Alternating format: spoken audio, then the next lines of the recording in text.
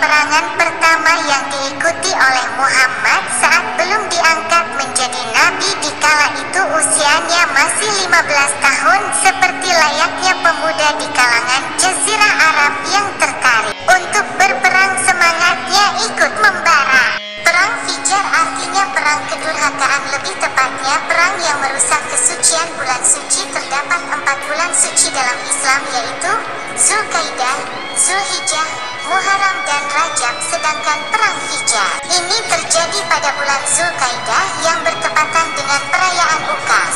Tersebutlah seorang laki-laki dari Bani Kinanah bernama Barots bin Qais. Barots adalah seorang pemabuk berat. Tak jarang ia diusir oleh orang-orang dari sukunya sendiri karena gemar membuat onar. Beruntungnya ada Harb bin Nuwairah dari Bani Quraisy yang baik hati menampungnya. Barots inilah orang yang menyebabkan terjadinya perang Fijar. Suatu ketika Barots merasa kesal dan iri atas terpilihnya Urwah ar-Rohab bin Khutbah dari Bani Hawazin yang memimpin kafilah dagang milik Numan bin Munsir, seorang saudagar kaya raya. Setiap tahunnya Numan bin Munsir selalu mengirimkan rombongan kafilah dari Hiro ke perayaan Ukas membawa barang dagangan. Kenapa bukan aku yang terpilih? Kenapa jadi Urwah? Lihat saja, aku akan mematahkan lehermu, wahai Urwah. Barots yang emosional tidak bisa mengontrol kemarahannya. Ia berencana untuk mencelakai Urwah dalam perjalanan, padahal tidak diperkenankan terjadi pertumpahan darah pada bulan suci. Namun Barots telah melupakan larangan itu dan melancarkan aksinya.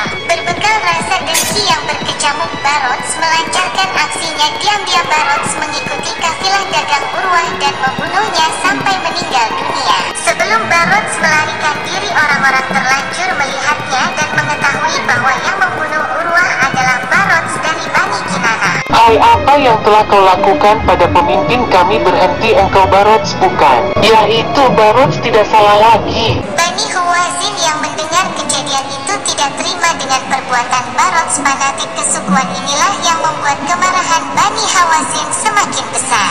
Kita harus membuat perhitungan dari orang-orang Quraisy atas melayangnya nyawa Urwah. Dia sama sekali tidak bersalah. Dia tidak pantas mati di tangan Barots si pemabuk itu. Kita harus secepatnya membuat perhitungan dengan mereka demi kehormatan kafilah kita. Iya, kami setuju.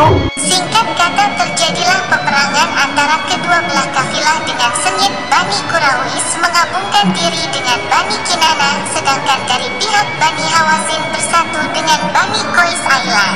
Pada awal pertempuran, Muhammad bertugas untuk memunguti anak panah lawan yang berjatuhan untuk diberikan kepada paman-pamannya yang sedang berperang. Kedudukan kedua belah pihak saling imbang. Pihak Bani Hawazin memperingatkan bahwa perang belum berakhir. Perang akan kita lanjutkan tahun depan, tepat pada perayaan Ukas. Ukas adalah tempat perayaan kebanggaan bangsa Arab jahiliyah yang paling terkenal di Arab. Di sana mereka bebas melakukan transaksi perdagangan, memamerkan prestasi, pertunjukan syair, saling adu kekuatan, serta banyak hiburan selama 1 pekan. Perayaan Ukas berlangsung setiap tahun sekali di Al-Andiyah, yaitu sebuah daerah antara Mekah dan Taif. Orang-orang dari luar Mekah juga banyak yang berdatangan, biasanya setelah perayaan Ukas mereka mengunjungi Ka'bah. Perang Fijar terjadi selama 4 tahun berturut-turut. Setiap hari Muhammad berlatih panah dan berkuda untuk perlindungan diri dan persiapan perang selanjutnya. Wahai Muhammad, setelah melihat kemampuan memanahmu sekarang ini, engkau boleh ikut bertempur bersama kami. Tapi ingat pesanku, jaga dirimu baik-baik, fokus pada lawan kita, dan jangan lupa berdoa. Terima kasih Paman, aku akan berhati-hati dan terus berdoa kepada Allah Subhanahu wa Ta'ala. Muhammad remaja merasa tertantang ketika menembak anak panah kedua tangannya kepada lawan. Tidak sedikit korban berjatuhan dari masing-masing kafilah karena peperangan ini.